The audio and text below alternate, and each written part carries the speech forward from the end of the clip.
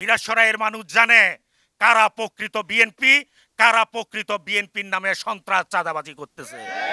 মিরেশরাইয়ুর ধুম ইউনিয়নত বিএনপির ৪৭তম প্রতিষ্ঠা বার্ষিকী উপলক্ষে আনন্দ রেলি গজ্জি ৪ নম্বর ধুম ইউনিয়ন বিএনপি।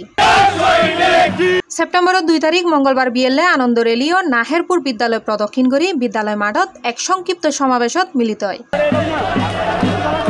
চট্টগ্রাম উত্তর জেলা ছাত্রদলের সাবেক সহ সাংগঠনিক সম্পাদক শেখ মোহাম্মদ তারিকুল ইসলাম তারেকের সঞ্চালনায় সংক্ষিপ্ত সমাবেশত প্রধান অতিথির বক্তব্য রাখে মিরেশরাই উপজেলা বিএনপি সদস্য সচিব আজিজুর রহমান চৌধুরী। এই দেশের মানুষ গত ৫ বছর আওয়ামী লীগের জুলুম নির্যাতনে অতিষ্ঠ হয়ে গিয়েছিল। আজকে আমরা দেখতে পাচ্ছি ৫ তারিখে যে পুনরায় এই দেশ স্বাধীন হয়েছিল, এই দেশের মানুষ নতুন তারেক জিয়ার নেতৃত্বে নতুন বাংলাদেশ গড়ার যে স্বপ্নে বিভোর। আজকে বাংলাদেশ জাতীয়তাবাদী দলে আপনারা জানেন কিছু কোচক্রি, কিছু বিভিন্ন আওয়ামী লীগের দালাল এবং কিছু বিভিন্ন দল থেকে আগত কিছু লোক বিএনপির সাইনবোর্ড ব্যবহার করে আজকে মিরাশরাইতে যেভাবে ১৬ ইউনিয়নে করতেছে, আজকে ৪ নম্বরেও অস্ত্রের ঝনঝনানি চলতেছে। আমরা সংঘাতের রাজনীতিতে নিজেদেরকে জড়াইতে চাই না।